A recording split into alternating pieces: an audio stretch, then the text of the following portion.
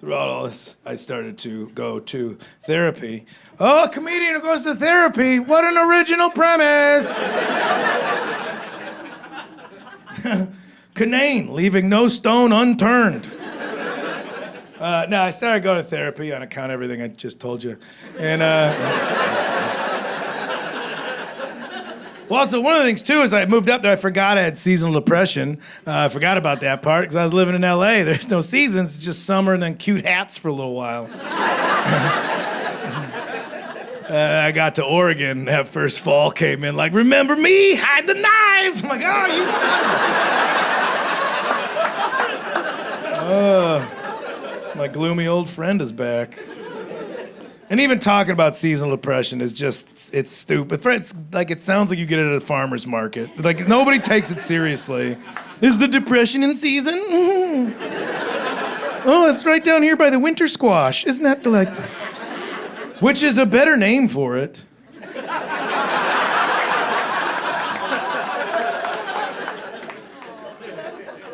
It's also like, nobody like, people that don't think depression's real in the first place think you made up like a subcategory just to seem more complicated than the people that are already a pain in the ass. Like, oh, look who's a special kind of pussy. His snowflake has fingerprints. Like, you don't get the time of day out of those people, you never will. But then the people that have actual clinical depression don't really take you seriously because they think you're some sort of like fair weather sad sack that's piggybacking on their actual medical issue. So it's this whole kind of like, look who's only got depression when it's in the playoffs kind of attitude from that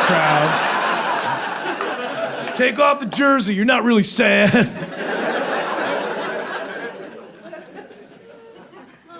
So I started going to therapy, and I've had my issues. I've talked about it in the past, and I have like an awkward relationship with therapy. And I don't know if it's like just like a guy thing, or maybe it's like a Midwest thing. Like I was saying, like, no, this is just the way you do things.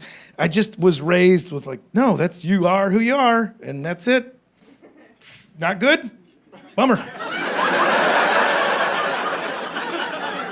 It's the hand you're dealt, so you're a dickhead. Turns out. What do you do? Well, if you go change, you go get better, then you're not a dickhead anymore. Now we don't know you, and now it's on us to relearn you? That's selfish. That's why we wrote Don't Change in the yearbook. We thought you were an asshole, and we want you to be an asshole 20 years from now. That's easier for us. You have personality traits nobody likes, but that's what makes you you, and so... I really grew up with this idea that you just absorb your faults and that's, you just make do with them. That was my attitude for a long time. I was, well, if God didn't want me to have anxiety, why'd he give me all these cuticles,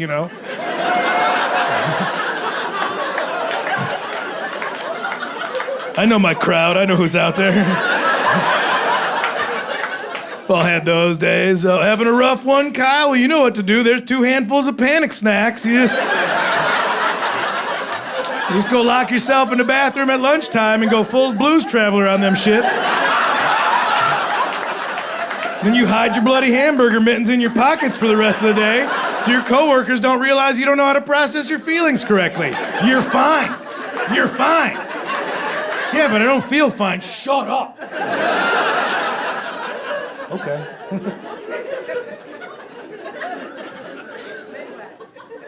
So I started going to therapy. Problem with therapy, like you need to go in person. That's the big key of it, is to be in person, go to an office, it's neutral territory, you could just say whatever, nobody on the other side of the walls gives a shit about what you're talking about, and that's the helpful part of it. It was big in a pandemic, I couldn't go in person, so I had to go do Zoom therapy. I was doing telehealth just from my office, which... There's already that history that I spoke of.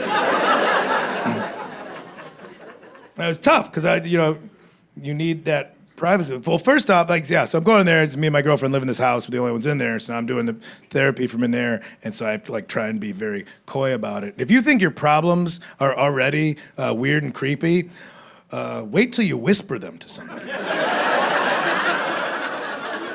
And that just magnifies them into a whole other realm. I'm just in there with my noise-canceling headphones on, talking to a stranger on the screen, so I think that the ghost of my girlfriend's mom has been watching me masturbate, and I was like, well, that's not good at all. I should probably just stop masturbating. I was like, well, that's not gonna happen.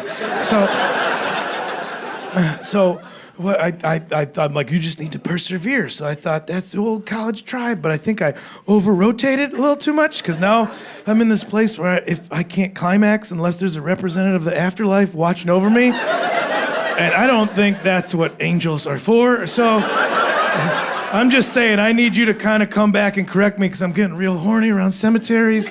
And I just scrambled it trying to fix it myself, and I need you to undo that. And my door just gets kicked in. My girlfriend's like, you want grilled cheese? I'm like, I'm doing telehealth, god damn it. I need some privacy if this is gonna work. And also, yes, but...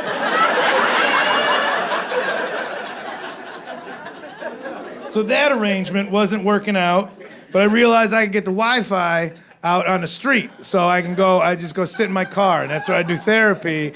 And that was great. That was like, just go out there, and that's where I'd have therapy. And it worked out great. I would go out there, and I'd sit down, and have a little drink, and I'd just put the phone in the dashboard, and I'd get all my issues out. And it felt good. I was having breakthroughs. They're called breakthroughs, when you have this big emotional realization about your life. And emotional, you're expressing yourself, but it was good. I was having those, and I knew good things were happening. I knew good things were happening. But the neighbors... No context for what was going on. They just saw this shuffle out to a Subaru Crosstrek every Monday morning at 10 a.m. and cry for a while. And it was a few weeks into it, that's when I realized, like, oh, the neighbors were just like, he killed that kid. This is all adding up. I mean, not like killed, it was an accident, but that's probably happened around 10 a.m. on a Monday. That's why he's the saddest at that moment. That's why he goes out to cry there. He can't cry in front of the baby mama, he gotta be strong for her. She's sad too, so he goes out, he bottles it up, he's a man, and he goes out to the Subaru to cry, because those are very safe vehicles. I don't even know, not just in crash test ratings, but also just the feng shui of them all. I don't know, they're really, I don't know if you've ever been in one before. I was in a Forester once, I confessed to an affair. It was just... But it's all adding up. The baby, that's why he's eating all the baby food. We bought a big old Costco-sized pallet of chicken baby food at the beginning of the pandemic. He can't go back and forth to the store with the virus, with a newborn, so he just bought a bunch of it, like, I'm gonna have a strong boy. And then tragedy struck, but money's tight, so they're just working through the chicken baby food themselves, and it's just sad. And they're just, you're just drowning their sorrows in Malibu. All right, well... That's not the alcohol I would associate with grief, but you can't measure grief. Grief's different. You can't compare grief. One person's grief, totally different than another person's grief. I would think like a scotch or a vodka, but he's trying to go mix it with pineapple, having more of a tropical grief kind of thing. More of a beachside, sunny day grief. Especially with this weather, probably got seasonal depression on top of it, so they're just trying. I wouldn't be surprised if we found some margarita mix in there. This is all coming together for us now. This is all poor Miss America. There's a fresh pile of dirt in that backyard with Miss America. Jesus Christ, I really am my mother's son.